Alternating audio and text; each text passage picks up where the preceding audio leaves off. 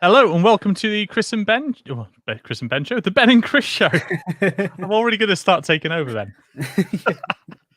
then. So last week we talked all about kind of writing your first line of code, giving you a really basic intro into what Python is and how it works. This week we're going to take that a little bit of a step further and start looking at things like variables, and that is the title of this episode, episode 2. Variables. So Ben. Yes. So yeah, that's what we're going to look at today. So as Chris said, what we looked at before was we looked at just to sort of give you a very short recap. And if you didn't attend the last one, that's okay. I think am I right in thinking, Chris, that the it's all up on YouTube and stuff now?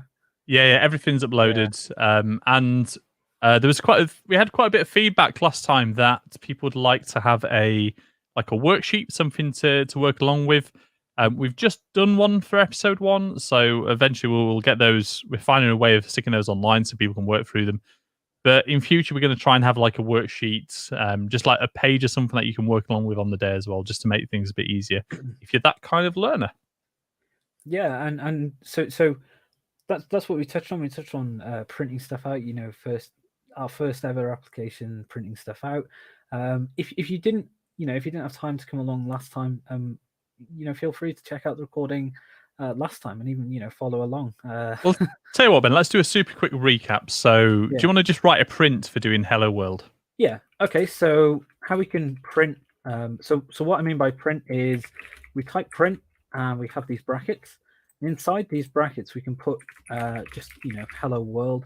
If we click run on Replit here, you can see it will write hello world. So this is a very basic Python program. Some people say this is the most basic Python program. It's probably the most written program in the world, right? Yeah.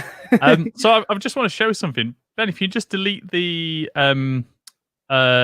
quotes, quotes, and if you run that, that's going to come with an error. And we talked briefly about last week that when you do that, the Python is looking for something, right? It's looking for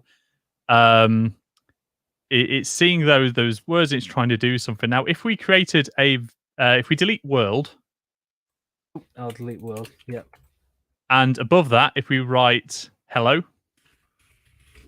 equals, and with the old quotes, hello world. Yep. And if we give that a run, you can see we get hello world out. And yeah, this is what we talked about. We briefly talked about it last time. If we take this out, okay, so we remove this line. It says name hello is not defined, and we said we'll get onto this next week, but this is next week, so we're going to talk about variables, right? And this is a really, really important part of Python. So Francis has just asked as well, can we remind what program that we use? Ben, do you want to just bring it up? What's this? The programming language? The Replit. Yes. Okay. So this is Replit, and I'll just spell that out for you. So it is repl.it. So if you just Google that, it's usually the first result, or you can go to this link here, and you'll be able to run stuff. You know what? The internet goblins might have actually just posted that in the comments. Okay, but yeah, go there, and this is where you can run this kind of code. The reason we're doing it through Replit is you don't have to bother with downloading Python and running stuff through the command line. We can essentially just get started with actually learning how to code without any of that stuff, So that's why we're using it, and it's a really cool tool, Replit. I think it has a bunch of different features, but for this particular thing, we're just writing Python code here. So yeah, we got onto variables, and we kind of talked about variables, and we mentioned them briefly, but we didn't really go into what they are. We just said that Python is looking for, in this case, it's looking for something called hello, and the reason you get this error is because it doesn't know what hello is. Now, basically telling Python, look, this is an instruction, go get this thing, find the thing called this and print it. Yeah. Now, at the moment, Python doesn't know what this is, but we just did it early. We did hello equals hello world, right? And now Python, suddenly there's no red line anymore. Python looks for this thing, right, and prints it out. And this is what a variable is, and I'll get into why this is useful. But essentially, what we're declaring here, this is called declaring a variable, assigning a variable, and just to is it useful because it's variable? Yeah, I mean, the clue's in the name of that one, isn't it? Yeah, and I thought this for a while. I always thought, why is it called a variable? Why can't you just call it a symbol or something? But as Chris is hinting at there, the reason it's called a variable is because its value can change, and we'll talk about that kind of stuff. But I want to kind of give you an idea of why we use variables. So here's a very quick example, right? So do you remember last time we were doing things like 5 plus 5, and we were running it, and hey, look, we get 10. Let's say you have a really long calculation, so something like you have to type pi out to this many decimal places, times by 1 plus this times by 2, right? And then you've got another one, and this is a very big calculation. You can see suddenly that this is growing massively. What if, for example, we have this many terms? This is a hell of a lot of terms, right? Now, the result of and that's not uncommon, right? I mean, quite often when we're writing code, I mean, if we're writing as a really basic example, I've just seen another comment in the chat which I'm going to bring in a second. If we're writing, say, a program to manage my weekly finance, and I think of all the little things that you spend money on, like, all right, I've spent so much money, I've bought a muffin double sausage, that's been my breakfast, and I've gone out and I've got a Coke, and I've done this, and I've filled up the car, and you do lots of these little micro purchases in the week. Now, if I wanted the program to kind of summate all that calculation could be really quite long. I buy a lot of muffins. And actually, we want the computer to be able to do a lot of this by itself. We want it to be able to store those numbers. I'm just going to bring in this comment because I think this is a useful one, Ben. Okay, yeah. Knowing how to save a script would also be useful to avoid repetition as code files get longer. Yes, so that is a good point. I mean, you might have considered this in the first session. You might have thought, well, how can we save our code? Now, there are a couple of ways. You can just take this code, copy it into a text file, and save it. But one way of doing it is you've got here you've got a Replit account, right? So when you use Replit, you have to sign into your Replit account. So, for example, I'm signed in here. And what you can do is you can save this Replit, and then from the dashboard, I won't go into it, but from the dashboard, you can revisit your old Replits, so your old code sessions. So you can save your code on the website directly. You can also, go the kind of other way where you just copy this and paste it somewhere and save that. So I used to do this quite a lot, right? I used to have, especially I used to use Python a lot of supercomputing, especially kind of like we were doing quite a lot of biological science simulations. And there were things that I was doing quite a lot, like I was trying to calculate nearest neighbors and things like that. And I probably still somewhere on my Dropbox have a whole bunch of text files with really useful code snippets. So if I'd figured out how to solve a particular problem, I'd go, oh, that's gold. I've spent an hour trying to figure out how to solve this. And I would just cut and paste just that block of code, stick it in a text file and save it somewhere, because I say sometimes it's just useful to have that in your bag of tricks. Yeah, and that's a really good thing to do as well. Is you find as a beginner programmer, you have you're just starting out in the world, but after a few years, you have this like arsenal of code that you've written years ago, and sometimes even well, I'm trying to think, maybe a couple of days ago, I started using code that I hadn't touched for 5 years because it was relevant. You have this thing of saving your code and bringing it sort of back to life, I suppose. You kind of get one bit of code, you get the other, and you kind of fuse them together in some kind of Frankenstein thing. And it's a really good idea to save your code. So that's a really useful comment. As for just following your progress on here, I'd suggest just using replay. There are other things, we could teach things like Git and actually saving code and running it on the desktop. But for the purpose of this, I think probably the best idea is just to use Replik's inbuilt function. So inbuilt I suppose sharing that thing. happens automatically as well, doesn't it? Yeah, so you don't have to sit here and click save. So this one here, my replit, it has this weird name, primary decimal whatever. So as I type stuff into this, it's automatically saving, and then I can revisit this from my dashboard, which is really cool. And I think as well you can give it a name, like you can maybe call this week 2 variables, and then maybe a description, something like we're going to look at variables or something. So now look, I have this thing here, week 2 variables, and I won't go into the actual dashboard because I don't want to go away from this this code here, but I could go back to my dashboard and I could see, oh look, week 2 variables, and as soon as I click on it, it would give me this code again. So replay is very useful for that kind of stuff. It's a bit like I said, we keep calling it like a Google Docs of code, and I think that's probably a fair description of it. Yeah, Google Docs of code is a good name for it, in the sense that it automatically saves everything. You don't have to worry about that stuff. Other document editors are available on request. Yeah. But yeah, to get back to this, right? Say we had this huge calculation here, right? And as Chris said, this kind of calculation, I know I'm kind of making it, obtuse intentionally here. It's quite obfuscated. But the reason I'm doing this is this kind of calculation comes up quite a lot. You have a really long calculation. For example, if you want to compute the distance between two 3D points, you would be surprised the size of this this calculation that goes into here. And this is where variables have their power, right? So say, for example, somebody comes along and says, right, you don't need to use pi here anymore. You need to use this number, say, whatever this is, right?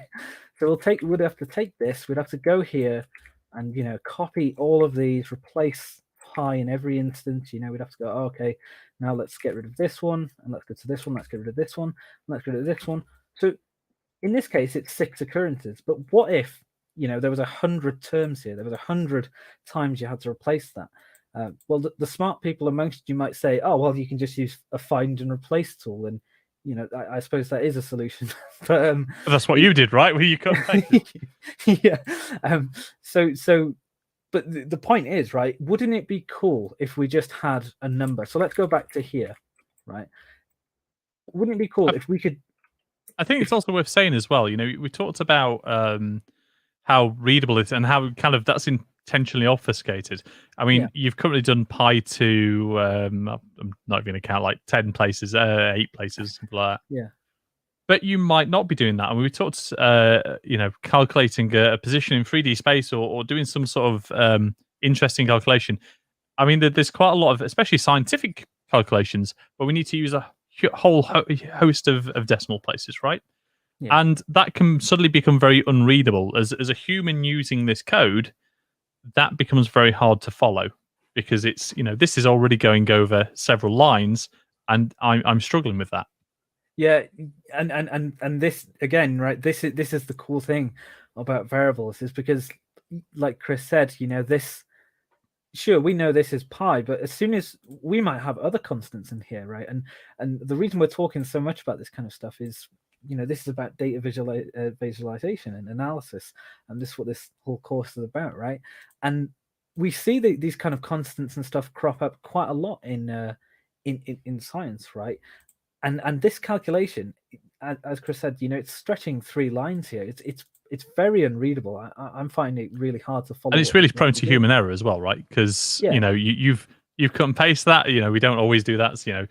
And on every single one of those, you've ended 265. Well, what happens if you put accidentally your finger slipped on the keyboard? You put 275, and suddenly it's a lot more prone to human error because of the repetition. Yeah, like for example, if I was typing these out and I just I just happen to press 6 here instead of 5. Look how unreadable that is, right? Without You're me never going to telling spot you. the error. Yeah, exactly. So it's a big problem, and variables are really useful because the magic solution, right? Wouldn't it be great if we could just say, just put the word pi there, right? And basically tell Python that the word pi is a certain value, right? So here, now, firstly, this is a hell of a lot more readable. Don't worry about the red lines for now, but this makes we can more easily understand what's going on here. We can say, oh right, pi times by 1 times by 2 and so forth. It's suddenly a lot more readable.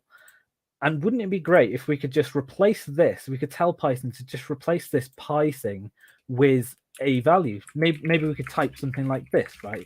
Type something like this, and then suddenly Python will go off and go, oh right, pi. I know what pi is. It's this thing. Pi equals this.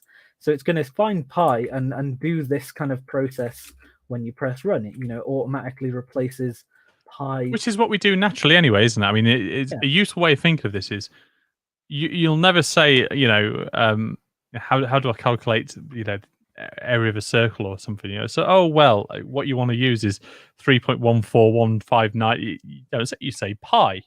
Yeah. And we've kind of done that natural replacement process in our heads anyway. Yeah, and that kind of process is what Python does. When Python sees pi, much like if I was to tell you, if I just gave you this and I said, hey, calculate this, you would naturally go, oh, okay, pi, right? You mean 3.14159265 and so forth, right? And then you would replace each one of these with pi, and this is what Python does. This is the power of variables. If Python can do that automatically for us. So let's try run this, right? If we run this, we get the same answer out. Now, if we go back to our original problem, what if we just change this now to another number, right? Something like 2.778 or something. And it automatically calculates this, right? It will look at this line and go, oh, right, pi. And it's going to take this value. It's going to replace this here, because it knows that this thing here, and this thing has a name, by the way, it's a variable. This is what a variable is. It looks for this variable with this name, okay? And it finds a variable called pi, and it has this value. So it knows that pi here is equal to 2.778. So as a slightly less obtuse kind of example, let's delete that. Yep. And we'll let's have a variable called VAT. Let's talk about tax, because tax is always fun. So VAT. Oh, Christ, what is VAT at the moment? Is it 20 or 17.5? Yeah, I think it's 20, isn't it? Oh, right. Let's put okay. VAT 20. Okay. So somebody in the chat, somebody write in the comments. I have no idea. That's really embarrassing. What is VAT at the moment? Is it 20 or 17.5? So right, okay. Let's have a print statement where we're going to say we've bought chicken nuggets and they've cost us £6. So we'll have a 6 in there. So 6. And now we can add that 20. We can use the VAT to add that 20%. Actually, it wouldn't be 20. It would be 1.2, wouldn't it? So I've just made your calculation really complicated. So should I set this to 1.2? Yeah, and then you can do 6 multiply 1.2. Okay, so just VAT or 1.2? VAT. Okay, got you. 20%. Thank you, Steve. So. I've just made a really simple example, really obtuse. So we're going to multiply to work out what VAT is. We're going to multiply whatever our thing is. This time it's some chicken nuggets that cost me £6 by VAT. And if we run that, so the actual cost that we're going to get charged in the score will be £7.20. And you can do rounding in Python, but we'll talk about that another day. Or maybe we'll do it today. Who knows? We don't plan these things. Pity the thought. But if VAT did was changed to a more reasonable 17.5, we could change that to 175. And if we run that again, and there we go. So hopefully that, variables are really useful for that kind of stuff that is variable, stuff that we might want to change. And again, we see this in whole kinds of software, right? We quite often, if you're using any software, you'll have some global values, you'll have some settings you need to create. Quite a lot of software. If you've got a YouTube account, so most people watching this will have a YouTube account. At some point in doing that process, you'll have signed up with your name, right? You'll type your name in, and again, we've got Francis and Steve who have already been in the chat. And I can see you in the chat because the software, as you've wrote a message, has put in your name. It's put in Steve, or it's put in Francis. Now, somewhere there'll be a piece of data that is set, that is being pulled. I mean, slightly different the way it works in this context, but there's loads of places that you might want to create some data that you can change. Yeah, and as an example, we've just been talking about numbers here, like VAT and pi. So if we were to implement something like that, we could do something like first name equals Ben, second name equals Williams or something, and then we could print out first name Williams or something. I love your commitment to remembering what your own name is. Yeah, it's Williams or something. I don't know, things with a W. Yeah. But yeah, Chris is right in the sense that somewhere, for example, somewhere, on your YouTube account, there will be some variable, called something like first name, second name, and this may be part of some script, or might be a part of some other giant data set or something, but somewhere you'll have a variable called something like first name and second name, and it's because YouTube needs to do something like say, hi, so and so, first name,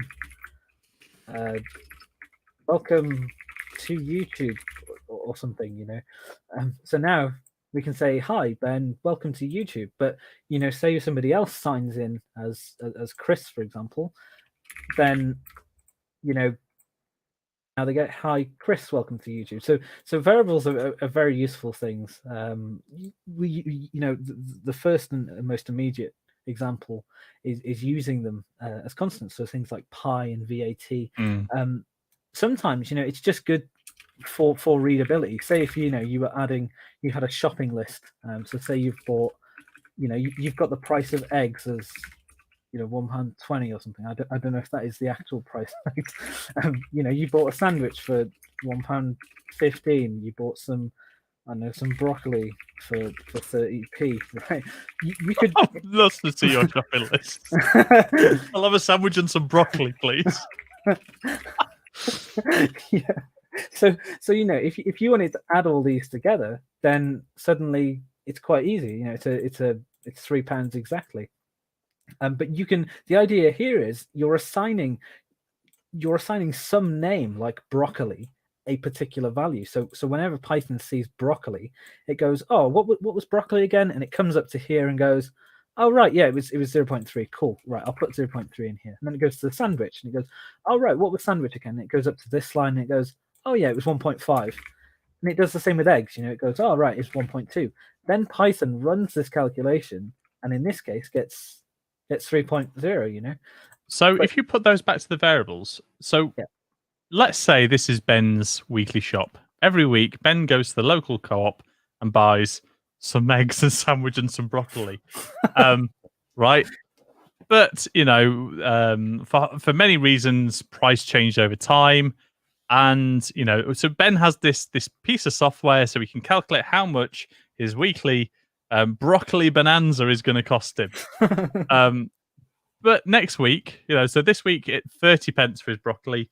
Next week, inflation comes along and his broccoli costs 70 pence. So we can change that, and again, but all the calculation stays the same. We're just changing the number that variable represents. So as you run that code, Yeah, and now I have to pay £3.40 for my eggs, weekly eggs sandwich and broccoli shop.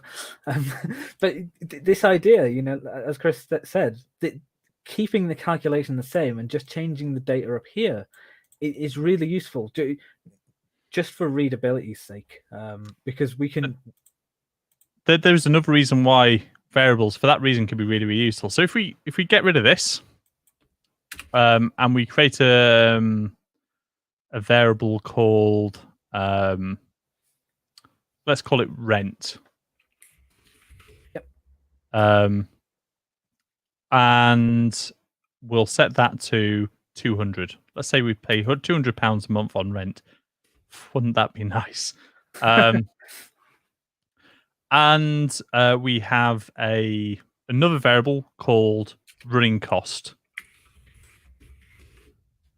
So, and we just set that at 0 for the moment because we've not spent anything on rent. So what Ben can do now is do a print statement. Month 1. So sorry, just above the print. If you now go running cost equals rent, or let's do or do we do a plus equals? Should we come on to that in a bit? Yeah, come on to plus equals in a bit. So running cost equals rent. So month 1 we would month 1 plus within the print statement for month 1. Yeah. Plus rent. Okay. Which we're going to have to cast as a string. Yeah. So hopefully you remember that casting from last week. Now, after month 1, we want to increment that again. So after that print statement, yep, we'd have another running cost. Would we? Oh, right. Yes. Yeah. Running cost equals running cost plus rent. And what that line is basically saying is however much we've already spent, we've still spent, we're still time running cost to running cost plus rent. So in month 2, we would have month 2 plus, again, we're going to cast that as a string with an str. If you don't remember that from last week, go back and watch last week's video. But we can't just print a number and text at the same time. So we need to convert it all to the same. So we convert the numbers to a string. Now, if Ben will just cut and paste the lines from 11 through to 13 and just paste those, say, 4 times maybe, and just change the month numbers. Yep. Not 34. Okay. Like that. So in this example, we've got 2 variables. We've got rent and we've got running costs. Now, rent is staying the same at the moment. Let's just assume rent stays the same ad infinitum. But running cost, our running cost every month is going to go up. The amount of money that we've spent, our yearly spend or something like that. So do you want to run that, Ben? Yeah, let's go. So, as you can see, it says month 1, 200, month 2, 400. And what's happening is this running cost variable, we're saying set the value of this thing called running cost to itself. Running cost, in the case of month 2, running cost will be rent, so it'll be 200 here, plus rent, which is 200, and that's going to be 400. But then when we come here, now running cost is 400, so it's going to be 400 plus 200. And what we're doing is we're adding on to its existing value. We're saying that the running cost is equal to itself plus the rent. So we're actually incrementing that value. Now, there's a tidier way of writing that, though, isn't there, Ben? Yeah. So instead of all this, if this is a bit of an eyesore, you can just say this thing here. So I'll write them both out. So this thing here on line 11, this thing, this is exactly the same as this thing here, right? This plus equals basically means add this thing here to itself. So it basically means exactly this thing. I tell you what, Ben, what might be useful actually is if we delete everything beyond that. So delete everything beyond those ones. Yep. And so start off with Yeah, just print both of those lines, just as an example. Okay, so just after this, right? Like Yeah. this. Okay, so I'll take this and I'll modify it a bit. So let's just do, let's just put running cost is, and then we'll put running cost. Let's take exactly the same line and let's put it here. So these two lines are identical. It's all this line is doing is it's saying running cost is, and then it's printing out whatever the value of this variable called running cost is. So if we run this, you can see if we get rid of this one, for example, you can see it says running cost is 400, right? So all this is doing is at this point, running cost here on line 9 will be 200 because we're setting running cost to rent, and rent is 200. So this is going to be 200, and now running cost has the I just think 200. it's potentially useful to say the difference between. So maybe the calculation on line 7 and the calculation on line 9. So on line 7, we're replacing the running cost, the value that's sold in running costs, which in this instance is 0, with the value that is held in rent. So that single equal sign says basically this should equal, well, this will equal this. Make this. Yeah. Whereas on the next line down, we're saying this should equal itself plus this. Yeah. So we're saying take the value and add this to it. But if all we did was say put the equals there, we would just be replacing one with the next. Whereas the one on line 12 is kind of saying the same thing, but that plus equal means increment. So it's not saying, so if the line 9 says running costs equals itself plus this, line 12 does actually, it means something slightly, I mean, the outcome is the same, but it means something slightly different. It's the natural language equivalent saying running cost increment, so add to running cost by rent. Okay, so it means something slightly different, but the actual outcome is the same. And from our perspective, it's much tidier code. Yeah. By the way, if anyone has any questions, just type them in the comments, and we'll answer as best as we can. If anything's confusing, let us know.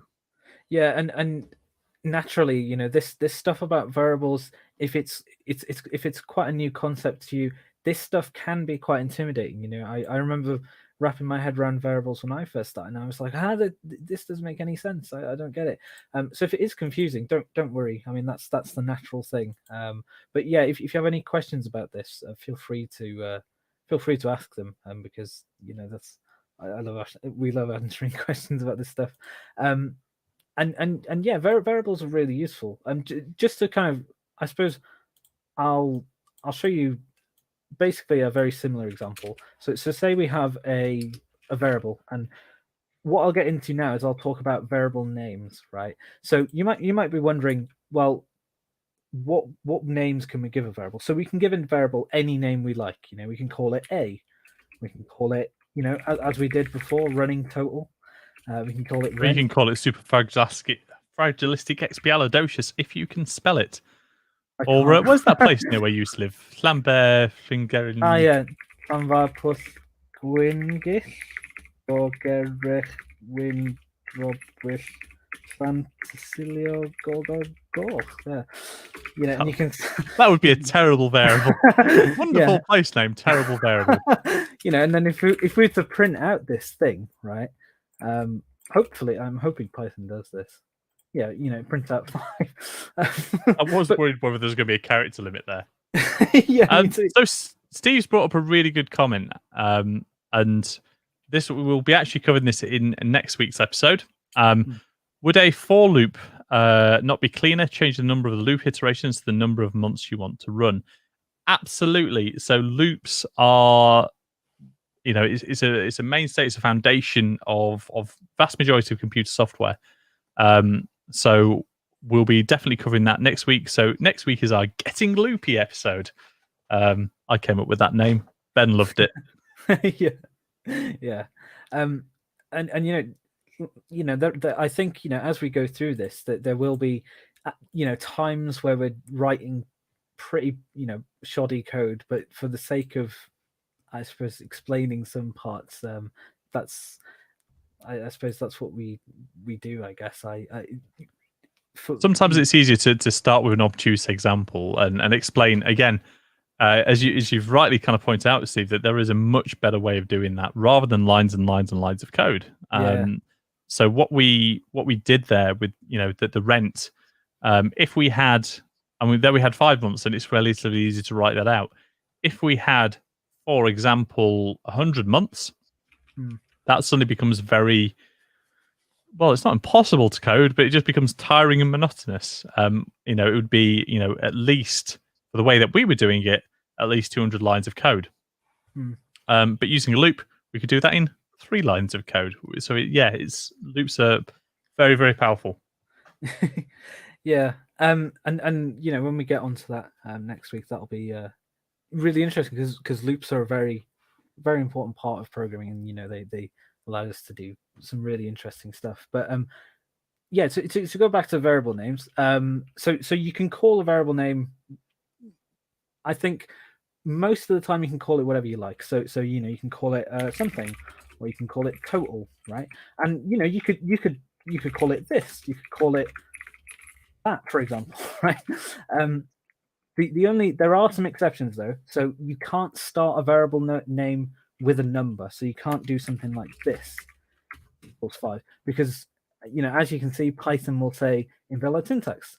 And the reason for this basically is Python starts to think that because this starts with a number, it kind of gets confused and thinks the rest of it is a number. So that's one rule. You can't have a number at the start, but you can have a number at the end. And there's other things like you can't have strange characters. You can't have something like hello and then put a, I don't know, like an and sign in the middle. It's not going to like that. So it must be basically just letters and underscores and some numbers. There's been a question, Ben. Why did we use string in the rent cost example? Okay, so I think we did the best description of this last week, and I'll just post a link in the comments to last week's episode where we go into strings and stuff in a bit more detail. But do you want to just do a demo? Yeah, so I'll show you a basic example. Let's say what we do is we have hello. Let's do running cost, right? Again, so we say running cost, and then here we just have some number. So let's say 5.4, right? Now, if we run this, you can see it gives us an error, and it says can only concatenate string, not float to string. And if I set this to even a number like 55, you'll get the same thing. It'll say cannot concatenate string, not int to string. What concatenate means here is it's trying to, or basically what this error means is Python. So Python knows what to do when there's 2 strings. So if it has something like 55, like this, in quotes, it goes, oh, okay, there's a bit of text here, and I can see there's a plus, and I can see there's some bit of text here on the right as well. And it goes, cool, right, because they're both text, I can glue them together and give you this result, right? Equally, if it sees 2 numbers like 5 and 5, it goes, oh, right, this thing's a number and this thing's a number. And I know there's a plus there. So what I'm going to do is I'm going to look at this as if they're numbers and add those 2 together, and it'll give us 10. But where Python starts to get confused is where you start mixing these. So you have, on this side, you have some text, a string, right? And on this side, you have a number. Now, Python, in this case, doesn't know whether it should glue the 2 together like text. Should it print out running cost 55, or does it need to add this, even though it's a bit of text, to this value? It basically gets a bit confused. So if you want to replace this with something like these quotes, another way of doing this is to just put str55. And what this will do is this str thing, whatever is within these brackets here, it's going to put quotes around, basically. And it's worth saying as well, right? If in your example there, if you put quotes, now that works if we've actually just typed it in. Mm-hmm. But if we had let's just create a variable called number, So what we can't 55 now, if that's running class plus number, we can't wrap number in quotes, because what it will do is it will print number as a piece of text. So we have to what we call cast it as a string using that str example. Yeah. So as Chris said, right, if we press run here, look, we still get that same error. It can't concatenate a string within it. So it's saying that what it does is it does this, right? But and we get the same error. But look, like Chris said, look, if we put quotes here, what happens? Well, it just says the word number. So how do we turn this number thing into text like that? So the way to do it is to put this within this str thing, and that's one way of doing it. There are a bunch of different ways of solving this, but this is perhaps the one of the easiest ways. There's things like f strings, format strings, and all kinds of ways of doing this. But this is probably the most the simplest, I guess. It's just to use str, put the variable name, or in this case, like a value like 55. And it will take that and convert whatever the value this is into 55. So the step basically will be, oh, okay, cool, I'll do this. And then it'll go, oh, right, I need to turn this into a string. Cool. And then it puts quotes around it. There's been another question as well. Is there string interpolation in Python instead of concatenation? Yes, there is I think it's literal string interpolation in Python. But it depends on where you would be using it. In an example like this, concatenation, it tends to be, again, a lot of this you're going with the most readable ways of doing things. So good question. Yeah, I think since Python 3, there's things like f strings. There is the original string.format method. You can use the alternative way of printing, so you can do something like this and print it as two separate arguments. That's another way of doing it. There's basically a bunch of different ways of doing it. String interpolation is one, and there's a bunch of solutions for that in Python. Yeah. So I think I think we've gone into plenty of detail about variables. So is there any last examples you want to bring up, Ben? The only one I could think of was, and I forgot to mention it, is so I was talking about variable names. So things like you can call this hello or something, and you can set it to 5. Now there are things called reserved keywords. So, for example, what happens if we set that print to 5? Well, this is going to blow up. Or if we use something like 4, suddenly we get an issue. So just be aware that there are some words out there that you can't set as a variable name. So things like pass or break, and we'll get into what these things are and why that's an issue later on. But just be aware of that. The very first piece of software I ever wrote, going back a number of years, I couldn't figure out why it wasn't working, and that was this is before the days where the compiler would kind of debug it for you and tell you what the error was, and it was because I'd used break as this variable name, and I can't even remember what the language was now. But I used break as a variable name, and when I tried to run it, and again, you don't have to go back that long. I don't like to think I'm that old. I don't know. It's all relative, I suppose. But I'd use break, and I spent weeks trying to figure out why this software wasn't working, and it was because I'd used break as a variable name. Very first software I ever had. That's Thank you for bringing back that memory. Yeah. Flashbacks. It's going to keep me up at night, that now. Yeah. Brilliant. Well, I think that's us getting to the end of the session. Like I say, next week we're going to be looking at loops. So in our Getting Loopy episode, and at this point, all we've really been doing is really looking at, I would say, the foundational building blocks of code. We've looked at what a variable is, and ultimately how do we manipulate kind of symbols in code. So we've looked at prints. We've done the classic first program. We've done a hello world. We've now done the hello world example using some prints, so using some variables. And as Steve rightly pointed out, a loop would be far, far easier, far cleaner. So next week we're going to be talking about loops and all the exciting things you can do with them. Thank you for joining us. Yeah, thanks, guys. Yeah. Well, this has been the second episode of the Ben and Chris show. I got it right this time around. And yeah, we'll see you again same time next week, 6 p.m. on Thursday on the School of Computer Science YouTube page. There's loads of other content on there, various bits and pieces that me and Ben and various other colleagues have been working on over the years. So please engage. And like I say, we'll be working on worksheets as well that you can follow along in your own time. Thank you, everyone, and see you next time. Bye, guys.